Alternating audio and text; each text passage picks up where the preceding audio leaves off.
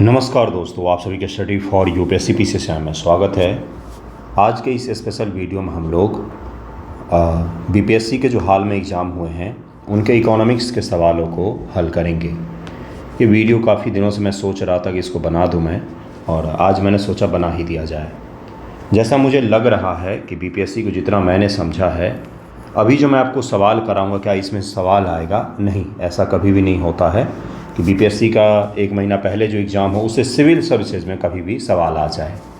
सवाल तो आने की संभावना नगण्य होती है, लेकिन होता क्या है, क्यों हम लोग इसको प्रैक्टिस करते हैं? ताकि बीपीएससी का जो एग्ज़ाम होने वाला है 13 तारीख को, आज भी नोटिफिकेशन जारी किया बीपीएससी ने कि 13 को ही आपका एग्ज़ाम होगा, उसका हम लोग पैटर्न समझ सकें कि किस प्रकार का पैटर्न हो सकता है।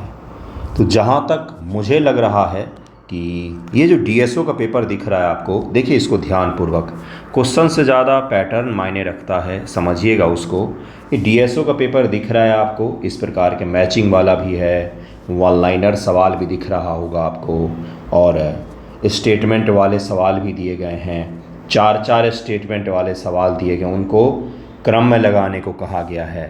तो इस प्रकार के जो सवाल है ना, मुझे जैसा लग रहा है कि 71 बीपीएससी पीटी में ऐसा ही सवाल आएगा, चाहे वो इकोनॉमिक्स से आए, करंट अफेयर से आए, या पूरे पेपर की अगर हम लोग बात करें तो मुझे लग रहा है कि डीएसओ का जैसा पेपर हुआ है वैसा ही आपको एग्ज़ाम में पेपर मिलने वाला है। तो अगर आपकी तैयारी सही है तो कृपया डीएसओ के पेपर को एनालिसिस कर लें एक बार और समझ लें कि किस प्रकार का सवाल पूछा जाएगा। एक चीज़ और है, जितने भी अभी हाल ही में एग्ज़ाम हुए हैं ना बिहार पीसीएस के द्वारा, जितने भी एग्ज़ाम लिए गए हैं, चाहे वो डीएसओ का हो, पीआरओ का हो, लॉ ऑफिसर का हो, सिस्टम एनालिटिक्स का हो, मिनरल ऑफिसर्स का था, या मोटर व्हीकल ऑफिसर का था, उन सभी में किसी भी एग्ज़ाम में बीपीएससी ने इकोनॉमिक सर्वे और बजट से सवाल नहीं पूछे हैं। आपको नहीं दिखेगा कि किसी भी एग्ज़ाम में बजट सर्वे पर आधारित 3 सवाल 4 सवाल ऐसा हो, किसी भी एग्ज़ाम में नहीं पूछा है। डीपीआरओ का एग्ज़ाम हो या फिर डीएसओ का हो, किसी में भी बजट से आपको एग्जैक्ट डेटा वाले सवाल नहीं दिखे हैं। तो क्या 71 बीपीएससी में भी नहीं आएगा क्या? बिल्कुल भी नहीं, ऐसा नहीं कह सकते हम लोग। हमें तैयार करके जाना ही है वो, क्योंकि ये सब एग्ज़ाम एक तरफ होता है और सिविल सर्विसेज का एग्ज़ाम एक तरह होता है ना। तो इसलिए पैटर्न को समझिएगा, लेकिन बजट और सर्वे के पर ही नहीं टिके रहना है। उसके अलावा भी जो इकोनॉमिक्स के स्टैटिक पोर्शन के एमसीक्यू होते हैं, जैसे पंचवर्षीय योजना है, नीति आयोग है, वर्ल्ड बैंक है, आरबीआई है, डब्ल्यूपीआई सीपीआई होता है, इस प्रकार के टॉपिक होते हैं, भारत सरकार की राजकोषीय नीति है, नेशनल इनकम है, इस प्रकार के टॉपिक आपके लिए बिल्कुल अनजान नहीं होना चाहिए। उस पर एक 2 5 एमसीक्यू भी लगा लेंगे तो सही रहेगा। मैं आपको ये कहने का प्रयास कर रहा था। तो सर चलिए शुरू करते हैं। एक चीज़ और है, कोई भी अगर आपने टेस्ट लगाया होगा तो उस टेस्ट में किसी भी कोचिंग का अगर लगाया होगा तो इस पर आधारित इकोनॉमिक्स के स्टैटिक सवाल दिए जाते हैं। मैंने भी भर भर के दिए अपने टेस्ट सीरीज़ में, तो उसको ज़रूर एक बार दोहरा लीजिएगा, ताकि वहाँ से अगर सवाल आए तो आपके गलत ना हो। ये शुरुआत का 4 मिनट बहुत महत्वपूर्ण था। अब तो केवल क्वेश्चंस करने हैं गुरु, क्वेश्चन तो मैंने पहले भी करवाए हैं। पहला सवाल है कि मिश्रित अर्थव्यवस्था किससे बनती है? तो मिश्रित अर्थव्यवस्था यानी कि किसको कहा जाता है भाई? Mixed economy. तो जहाँ पर पब्लिक सेक्टर भी हो और प्राइवेट सेक्टर भी हो। पब्लिक का मतलब सरकारी उद्यम भी हो, सरकारी उद्यम भी हो, और वहाँ पर प्राइवेट सेक्टर भी हो, जैसे जहाँ पर टाटा भी हो और जहाँ पर रिलायंस भी हो, जहाँ पर ओएनजीसी हो, एनटीपीसी भी हो, सरकारी भी हो गया, प्राइवेट भी हो गया। तो इसको मिक्स्ड इकोनॉमी कहा जाता है। सेकेंड वर्ल्ड वॉर के पश्चात, सेकेंड वर्ल्ड वॉर से पहले जब पूरे दुनिया में इन्फ्लेशन छा गई थी, तो उस दौरान मिक्स्ड इकोनॉमी का कॉन्सेप्ट ने जन्म लिया कि सरकार को हस्तक्षेप अर्थव्यवस्थाओं में करना पड़ेगा, तभी जाके किसी भी देश का, दुनिया का अर्थव्यवस्था सही तरीके से चल सकता है। ओके, इसी के कारण से मिक्स्ड इकोनॉमी भारत में भी अपनाया गया आज़ादी के पश्चात से ही। मिक्स्ड इकोनॉमी जो आज़ादी के पश्चात से अपनाया गया वो किस प्रकार का था? तो उसमें अधिकांश पोर्शन जो था, ये अगर मिक्स इकोनॉमी है तो ये सरकार का पोर्शन है, तो ये बस केवल छोटा सा पोर्शन प्राइवेट सेक्टर के लिए रखा गया। लेकिन आज किस प्रकार सा हो गया है? आज इस प्रकार से हो गया कि 20% इकोनॉमी अगर सरकार के पास में है तो 80% इकोनॉमी जो है ये किसके पास में है? प्राइवेट सेक्टर के पास में है। तो ये बदलता हुआ स्वरूप दिख रहा है। पूरे दुनिया में ही मिक्स इकोनॉमी पाई जाती, कहीं पर भी 100% कैपिटलिस्ट इकोनॉमी नहीं है आज। अगला सवाल है कि भारत सबसे बड़ा किस चीज़ का निर्यातक है, भारत सबसे ज़्यादा किस चीज़ को एक्सपोर्ट करता है, तो परिष्कृत तेल जो है या परिष्कृत पेट्रोल जो तेल जो है उसको भारत दुनिया में सबसे ज़्यादा एक्सपोर्ट करता है। तो ये याद रखिएगा, ये इकोनॉमिक्स का सवाल है, वेरी वेरी वेरी इंपॉर्टेंट, ये पूछा जाता है। क्या ट्रेड का डेटा भी पढ़ना है? नहीं, ट्रेड का डेटा नहीं पढ़ना है। एक बच्चे का मैसेज भी आया था मुझे कि क्या ट्रेड का डेटा पढ़कर जाएं क्या? बिल्कुल भी नहीं, ऐसा नहीं पूछा जाता भारत ने कितना एक्सपोर्ट किया, कितना इंपोर्ट किया। इस तरह के सवाल से ज़्यादा आपको पैटर्न पूछेगा वो, तो कृपया पैटर्न पढ़ करके जाएं कि किसको ज़्यादा एक्सपोर्ट करता है, कहाँ पर ज़्यादा करता है, कौन सा उत्पाद ज़्यादा करता है, कौन सा हम इम्पोर्ट ज़्यादा करते हैं, किससे ज़्यादा इम्पोर्ट करते हैं, अमेरिका से या चीन से। इस प्रकार का सवाल आपसे पूछ सकता है। अगला सवाल देखिए क्या है, अगला है 23 नंबर सवाल है, 23 नंबर है, ये तो करंट अफेयर का है। ग्रोक क्या है? तो भाई एक्स जो ट्विटर है उसका एक जनरेटिव एआई टूल है। खैर इसको छोड़िए। भारत में व्यापार आर्थिक संबंध समिति ट्रेड इकोनॉमिक रिलेशन कमेटी के अध्यक्ष कौन होते हैं? तो प्राइम मिनिस्टर होते हैं। इसका आंसर डी हो जाएगा, डी इसका आंसर हो जाएगा। अगला सवाल है कि भारतीय किसानों को end to end agriculture service प्रदान करने के लिए स्टार्टअप कौन से बनाए गए हैं? स्टार्टअप कौन से बनाए गए हैं भारत में किसानों को सभी प्रकार के सर्विस देने के लिए? इसको याद करने के लिए देहात भी कहा जाता है, देहात भी कहा जाता है, या डी हाट भी कहा जाता है, डी हाट भी कहा जाता है, देहात भी कहा जाता है। देहात याद रखिएगा, डी हाट इसको कहा जाता है, डी हाट कहा जाता है। जीरोधा क्या है? तो शेयर मार्केट वगैरह आप भी यूज करते होंगे, उसके लिए जीरोधा ऐप का उपयोग करते हैं हम लोग। उड़ान क्या है? तो बायर्स टू बायर्स, ये छोटे उद्योगपति जो होते, छोटे आपके अगल बगल में जो छोटे किराना का दुकान है उनके लिए है, अपना सामान खरीदने बेचने वगैरह के लिए। फार्मेजी तो दवाई के लिए है, आपको पता ही होगा। अगला सवाल है जिसमें आपको मैच करना है दिल्ली मेट्रो। मुझे लग रहा है कि ऐसा ही आपका पेपर भी आएगा, और कभी भी पेपर सिविल सर्विसेज का आसान नहीं होता है। माइंडसेट अभी से बना करके जाइएगा। बीपीएससी के पेपर अगर आपको लग रहा होगा कि हवा हवाई है, इस बार तो सारे टेस्ट में मेरे 148 आ रहे हैं, मैं उड़ा के आ जाऊंगा, तो ध्यान रखिएगा ऐसा कुछ नहीं होने वाला है। एग्ज़ाम में क्वेश्चन पेपर कभी भी आसान नहीं आता है, जैसा आना चाहिए सिविल सर्विसेज का वैसा ही आता है ना।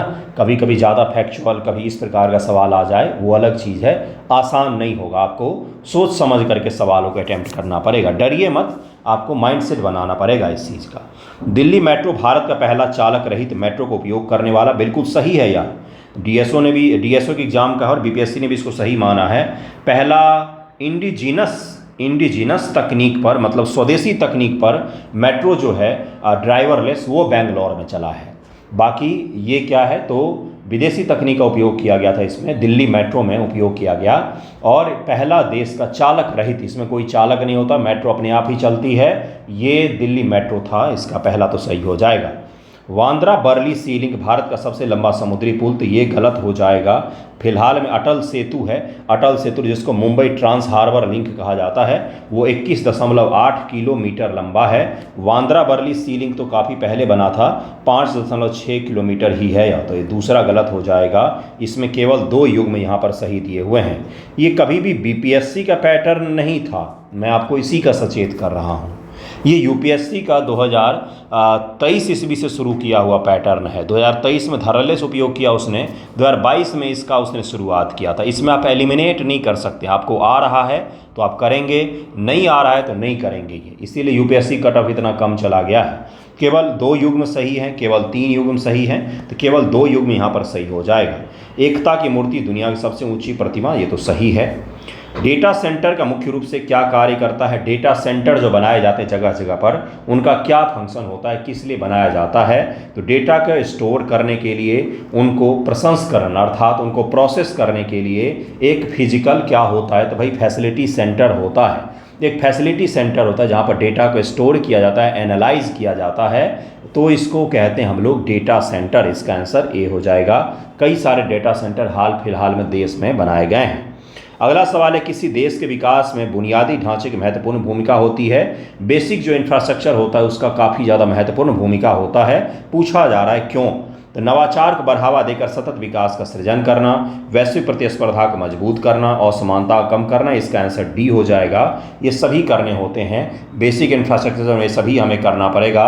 हमारे यहाँ पर जितना कम इनइक्वालिटी होगा उतना ही अच्छा मार्केट बनेगा, उतना ही अच्छा परचेजिंग पावर बनेगा, उतना ही ज़्यादा लोगों के पास पैसा आएगा और क्या होगा, तो मार्केट में डिमांड बढ़ता है, डिमांड बढ़ने से सप्लाई बढ़ता है, उससे जॉब क्रिएशन होता है। इसी प्रकार से पूरा साइकिल चलता है। अगला सवाल है 39 नंबर। ये तो अपने काम का नहीं है, वैसे फिर भी इकोनॉमिक्स में है, करंट का सवाल है ये, फिर भी आ गया यहाँ पर तो कर लेते हैं इसको। निम्न से कौन सा एल रूट सर्वर प्राप्त करने वाला देश का पहला राज्य है, तो ये राजस्थान है और इसने ई गवर्नेंस और ई शिक्षा को बढ़ावा देने के लिए इस सर्वर का वो खरीदा है। निम्न से कौन भारत में प्रतिस्पर्धी विनिर्माण क्षेत्र के विकास के लिए परम आवश्यक है। अगर आप कंपटीटिव आप मैन्युफैक्चरिंग सेक्टर बनाना चाहते हैं, ऐसा मैन्युफैक्चरिंग सेक्टर जो दुनिया के साथ compete कर सके, वर्ल्ड के साथ compete कर सके, तो आपको क्या चाहिए, क्या सबसे बेसिक चीज़ चाहिए, तो उसमें कहा गया है परिवहन और संरचना जो है ये सबसे बेसिक चीज़ है। अगर ये आपके यहाँ पर नहीं होगा तो आप सही मैन्युफैक्चरिंग सेक्टर नहीं बना सकते हैं, क्योंकि मैन्युफैक्चरिंग ऑनलाइन केवल खरीदा और बेचा जा सकता है, सामान तो ऑफलाइन ही पहुँचेगा। तो उसके लिए अच्छी सड़क चाहिए, अच्छे स्ट्रक्चर चाहिए, मतलब कि भाई नौका से हो, जल से हो, हवाई से हो, रेल से हो, कैसे भी हो, सामान सही समय पर पहुँचना चाहिए और कच्चे माल सही समय तक पहुँचना चाहिए। तो इसलिए परिवहन अवसंरचना अगर आपके यहाँ पर सही नहीं होगा तो आप एक प्रतिस्पर्धी कॉम्पिटिटिव मैन्युफैक्चरिंग सेक्टर नहीं बना सकते हैं। हरित अवसंरचना की अवधारणा संबंधित है, तो 41 का आंसर हो जाएगा सतत शहरी विकास से, बीपीएससी का आंसर है। या भारत में स्मार्ट सिटी का मुख्य उद्देश्य क्या था, मुख्य ध्येय क्या था, स्मार्ट सिटी मिशन जो लाया गया था उसका मेन ऑब्जेक्टिव क्या था, ये पूछा जा रहा है। कहाँ गया यह मिशन। हाल के बाढ़ में, बारिश में सारे स्मार्ट सिटी बह के बंगाल की खाड़ी में चले गए। स्मार्ट सिटी मिशन लाया गया था मोदी जी के द्वारा शुरुआत के उनके कार्यकाल के दौरान कि हम भारत के शहरों को बिल्कुल स्मार्ट बना देंगे चकाचक। लेकिन हुआ क्या, तो आ जाइए क्वेश्चन उस पर हल कर लेते हैं। स्मार्ट बेसिक इंफ्रास्ट्रक्चर, बुनियादी ढांचे और टेक्नोलॉजिकल विकास करना, उस शहर में सीसीटीवी लगाने हैं, सड़कें अच्छी बनानी हैं, पानी की व्यवस्था अच्छा होना चाहिए, पीने का पानी, घर तक गैस का कनेक्शन होना चाहिए, ड्रेनेज सिस्टम सही होना चाहिए, मच्छर जनित बीमारी नहीं होना चाहिए, महिलाएं सुरक्षित होनी चाहिए, परिवहन और ट्रैफिक जो है वो दूरस्थ बैठ करके कंट्रोल होना चाहिए, ऑटोमेटेड होना चाहिए, सीसीटीवी से लैस होना चाहिए। इस प्रकार के बहुत सारे सपने दिखाए गए थे, लेकिन वो अगले सवाल पर आ जाते हैं। भारत बुनियादी ढांचा विकास के लिए मुख्य रूप से जिम्मेदार क्षेत्र है, तो कौन है जिम्मेदार, तो ये लोक निर्माण विभाग जो है यही जिम्मेदार है, लेकिन यह जिम्मेदार ही रह गया। 10वीं पंचवर्षीय योजना की लक्ष्य वृद्धि दर क्या थी। 10वीं पंचवर्षीय योजना कब से कब है, इसका टाइम पीरियड 2002 से 2007 तक का इसका समय काल है और इसमें पूछा गया है कि इसका लक्ष्य वृद्धि दर क्या था। पंचवर्षीय योजना नीति आयोग से आधे सवाल आए थे डीएसओ में, तो इसका आंसर क्या हो जाएगा, 8% इसका लक्ष्य था, 8% इसका लक्ष्य था। निम्न से कौन एक 12वीं पंचवर्षीय योजना का लक्ष्य नहीं था, इसका उत्तर क्या हो जाएगा, 2015 तक शून्य राजकोषीय घाटा। ये लक्ष्य कभी भी हो ही नहीं सकता है, ध्यान से समझिए। क्यों नहीं हो सकता, क्योंकि कोई भी देश अपना राजकोषीय घाटा, विकासशील देश कभी भी शून्य नहीं करना चाहता है। राजकोषीय घाटा को कभी शून्य नहीं किया जाता है, उसको ज़रूर है कि कम करके रखा जाता है कि भाई कम रहे, वो 3% 4% के आसपास रहे, लेकिन कभी भी शून्य नहीं किया जाता है, इसलिए इसका सी गलत हो जाएगा। अगला सवाल है कि योजनावधि के मध्य निम्नलिखित बिंदु लक्ष्यों पर विचार करें और आपको ये तय करना है कि यह योजना जो है ये कौन सा कब लाया गया इनमें से, और उनको कालक्रम में लगाना है। ये हो गया कठिन सवाल, है ना। कठिन सवाल हुआ क्या, हाँ वाकई हुआ। अगर इस प्रकार के सवाल बीपीएससी प्रीलिम में आते हैं तो निश्चित तौर पर आपको दिक्कत होगा। देखिए इसका आंसर जरा निकालते हैं, कौन सी योजना है। तो देखिए इसका आंसर हो जाएगा सी, अर्थात बुनियादी और भारी उद्योग विकास, ये सेकंड पंचवर्षीय योजना के दौरान हुआ था, तो सेकंड तो सबसे पहले आ जाएगा। उसके अलावा कौन सा है, जीवन की गुणवत्ता और सामाजिक न्याय के साथ विकास, तो ये नाइन्थ में है, 9th पंचवर्षीय योजना, जिसका टाइम पीरियड क्या है, 97 से 2002 तक इसका टाइम पीरियड था। लिंग असमानता, तो ये तो अंतिम 12वीं पंचवर्षीय योजना में भी सतत विकास के साथ यह कंबाइंड था। विस्तारित अर्थव्यवस्था की स्थितियां बनाकर गरीबी की समस्या प्रहार, तो गरीबी हटाओ नारा, ये 5वीं पंचवर्षीय योजना इंदिरा गांधी जी के समय में 1974 से लेकर के 69 के बीच में दिया गया था। हालांकि ये योजना अपनी पूरी अवधि पूरी नहीं कर पाया था, बीच में आपको पता ही है राजनीतिक घटनाक्रम बदल गए थे, इमरजेंसी लागू हुआ, फिर जनता पार्टी की सरकार बनी थी। इसका आंसर क्या हो जाएगा, इसका आंसर सी हो जाएगा, 1 4 2 3 इसका आंसर हो जाएगा। इस प्रकार से इसका आंसर निकाल सकते थे, इसका आंसर सी हो जाएगा। अगला है कि निम्न से कौन सा नीति आयोग के कार्य हैं, ग्राम स्तर पर विश्वसनीय योजना तैयार करना, कार्यक्रम और पहलों के कार्यान्वयन के लिए प्रौद्योगिकी उन्नयन को क्षमता निर्माण पर ध्यान केंद्रित करना, राष्ट्रीय और अंतर्राष्ट्रीय प्रबुद्ध मंडल के साथ साझेदारी करना। तो 47 का आंसर जो है यह उपयुक्त सभी दिया गया है, ये सभी काम है नीति आयोग के। अगला सवाल है कि नीति आयोग के बारे में फिर से पूछा गया है। नीति आयोग 1 जनवरी 2018 में स्थापित हुआ था, नहीं, यह 2015 में 1 जनवरी को स्थापित हुआ था। तो पहला तो वैसे ही गलत हो जाएगा, पहला गलत हो जाएगा, इसका आंसर डी निकल के आ जाएगा। यह योजना आयोग का प्रतिस्थापन है, बिल्कुल सही। इसका पूरा नाम है राष्ट्रीय भारत परिवर्तन संस्थान, national institute for transforming India. ये इसका नीति आयोग का नीति का फुल फॉर्म है, national institute for transforming India इसका फुल फॉर्म है। नीति आयोग का अध्यक्ष भारत का प्रधानमंत्री होता है, ये भी सही है। अगला है कि बिहार पर्यटन नीति 2023 के अंतर्गत 50 करोड़ रुपए से अधिक के इन्वेस्टमेंट के लिए दी जाने वाली अधिकतम पूंजी सब्सिडी क्या है, कैपिटल कितना % जो है सब्सिडी दिया जाएगा, ये पूछा जा रहा है। तो 25% इसका आंसर ए हो जाएगा। बिहार की अर्थव्यवस्था में हाल में के वर्षों में उल्लेखनीय वृद्धि देखी गई है, बहुत अच्छी ग्रोथ हुई है हाल के समय में। बेसिक जो स्ट्रक्चर हैं, बुनियादी ढांचे हैं, कृषि और मानव विकास का सकारात्मक भूमिका निभा रहे हैं। तो बिल्कुल सही है, दोनों कथन सही है और सही व्याख्या भी दिया गया है। डीपी धर ने तैयार और शुभारंभ किया था। तो यहाँ पर बिहार बिहार बिहार गलत लिखा हुआ था, बाकी पंचवर्षीय योजना है, 51 का आंसर क्या हो जाएगा, इसका आंसर हो जाएगा कि भाई उस समय में 5वीं पंचवर्षीय योजना कार्यकाल था, सी आंसर हो जाएगा। जमुई बिहार जाना जाता है, सोना के लिए जाना जाता है, जमुई बिहार, इसका आंसर डी हो जाएगा। सोना के वहाँ पर उपलब्ध हैं खाने, लेकिन अभी तक उनको शुरू नहीं किया गया है निकालना। भागलपुर शहर विशेष रूप से जाना जाता है बिहार का, तो यह टसर सिल्क के लिए जाना जाता है, टसर सिल्क के लिए। अगला है कि नीति आयोग ने योजना आयोग को प्रतिस्थापित किया, तो सही है, फिर से वही सवाल है। यह बदलाव एक वैश्विक दुनिया में आर्थिक नियोजन के लिए एक अधिक गतिशील, अपनाने योग्य दृष्टिकोण की ओर अग्रसर कदम दिखाता है कि हम बदलते विश्व के साथ में हम क्या कर रहे हैं, एक अच्छे तरीके से इकोनॉमिक प्लानिंग करते हुए आगे बढ़ना चाहते हैं, इसी कारण से किया गया था। तो दोनों सही हो जाएगा भाई, दोनों सही दिया हुआ है। नीति आयोग के बारे में फिर से सवाल पूछा गया है। नीति आयोग के 7 स्तंभ हैं, 7 स्तंभ नीति आयोग के हैं। और अगला स्टेटमेंट दिया हुआ है क्या भाई, अगला दिया हुआ है कि इसके 3 विशेष विंग भी बनाए गए हैं, नीति आयोग के 3 विशेष विंग भी हैं। तो इसका हो जाएगा बिल्कुल सही, दोनों सही हैं। 7 कौन कौन से हैं, तो पहला है प्रो पीपल है, दूसरा है प्रो एक्टिव, तीसरा है पार्टिसिपेशन, चौथा है एम्पावरमेंट, 5वां है इंक्लूसन फॉर ऑल, छठा है इक्वालिटी और 7वां है ट्रांसपेरेंसी। ये 7 स्तंभ हैं नीति आयोग के, 7 स्तंभ हैं, ये याद रखिएगा। 7 पिलर्स ऑफ नीति आयोग हैं। 3 विशेष विंग भी इसके बनाए गए हैं। कौन कौन से 3 विशेष विंग हैं इसके, एक है रिसर्च विंग, जो रिसर्च करता है, जिसको कहा जाता है अनुसंधान विंग। एक है एडवाइजरी विंग, या जिसको सलाहकार विंग कहा जाता है, परामर्श देने वाला विंग। और तीसरा है टीम इंडिया। ये 3 विंग बनाए गए हैं, दोनों आंसर सही हो जाएगा। हाल ही में कौशल विकास उद्यमिता मंत्रालय ने किसके साथ मिलकर महिलाओं के लिए AI कैरियर शुरुआत किया है, तो यह माइक्रोसॉफ्ट के साथ मिलकर के शुरू किया गया है। विकसित भारत 2047 का क्या अर्थ है, तो भाई विकसित भारत ही अर्थ है। अगला पूछा गया है, यहाँ पर ब्लर था यह सवाल जो है, क्या है कि प्रधानमंत्री किसान सम्मान निधि एक केंद्रीय क्षेत्र की योजना है, जिसका 100% जो वित्त पोषण है भारत सरकार द्वारा किया जाता है। 100% फंडिंग गवर्नमेंट ऑफ इंडिया केंद्र सरकार के द्वारा किया जाता है। इस योजना के तहत सभी भूमि धारक किसान परिवारों को 3 समान किस्तों में प्रतिवर्ष 6,000 रुपये की आय सहायता प्रदान की जाती है। 2-2 हज़ार करके साल में 3 बार उनको 6,000 दिया जाता है। तो दोनों सही है और स्पष्टीकरण भी सही दिया हुआ है। अगला सवाल है कि आपको योजनाओं को मैच करना है। इसका आंसर डी है, इनमें से कोई नहीं है।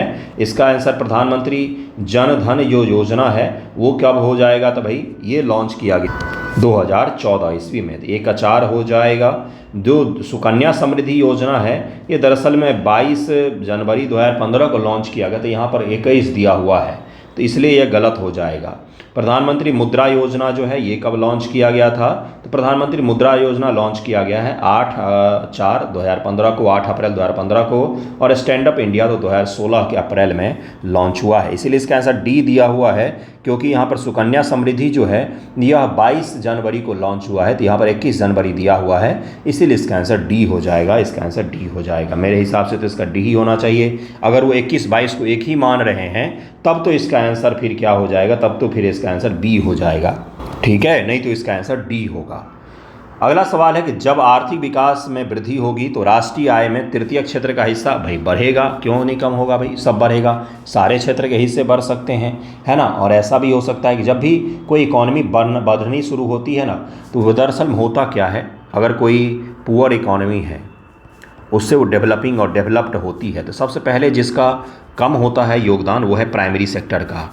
कृषि इत्यादि जो सेक्टर हैं उनका योगदान कम होने लग जाता है, सर्विस सेक्टर का योगदान बढ़ने लग जाता है, और मैन्युफैक्चरिंग सेक्टर का योगदान बढ़ने लग जाता है, तो ये होता है। तो इसका आंसर क्या हो जाएगा, इसका आंसर बी हो जाएगा। निम्न से कौन सा भुगतान संतुलन में चालू खाते की रचना नहीं करते हैं, तो एफडीआई प्रत्यक्ष विदेशी निवेश को इसमें शामिल नहीं करते हम लोग। निम्न से कौन ग्रामीण क्षेत्र का संस्थागत इंस्टीट्यूशनल जो है वो ऋण का स्रोत नहीं है, कौन सा ग्रामीण क्षेत्रों में किसी संस्थान के द्वारा दिया गया ऋण नहीं है, तो घरेलू बैंकर जो सेठ साहूकार से लोग पैसा ले लेते हैं ब्याज पर, वो आपका संस्थागत ऋण में नहीं आता है। नई औद्योगिक नीति 1991 का मुख्य प्रस्ताव क्या था, तो कुछ उद्योगों को छोड़कर सभी उद्योगों के लिए औद्योगिक लाइसेंसिंग नीति समाप्त कर दी गई, उदारता लाया गया, यही था इसका लक्ष्य। भारत ने 2000 से 2024 के बीच शुल्क योग्य वस्तुओं पर औसत प्रशुल्क दर में कमी की। 89 का आंसर क्या हो जाएगा भाई, 48.9% से 17.3% तक शुल्क में कमी कर दी गई, इसी को लिबरलाइजेशन भी कहा जाता है।